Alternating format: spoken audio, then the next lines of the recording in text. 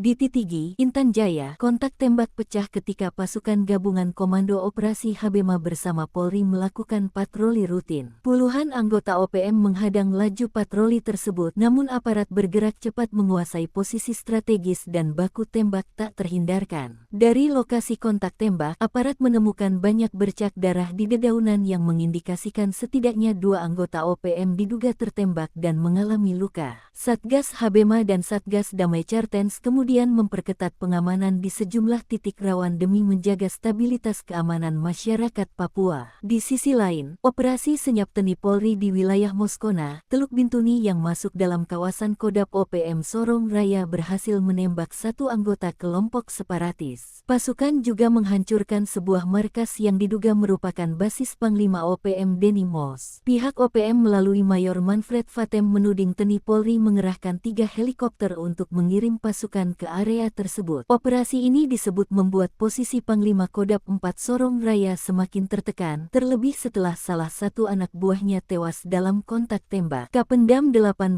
Kasuari, Letkol Inj. Daniel P. Manalu, membenarkan rangkaian operasi dan patroli yang digelar di wilayah Teluk Bintuni dan Sorong Raya seperti yang diklaim OPM. Ia menyampaikan bahwa aparat memang terlibat kontak tembak dan berhasil memukul mundur kelompok bersenjata yang berada di kawasan Moskona. Letkol Manalu menegaskan bahwa Kodam 18 Kasuari berkomitmen mengejar serta menangkap para pelaku penyerangan. Penyisiran dilakukan bersama Polri, termasuk mendirikan pos-pos penting untuk memperkuat kontrol keamanan wilayah.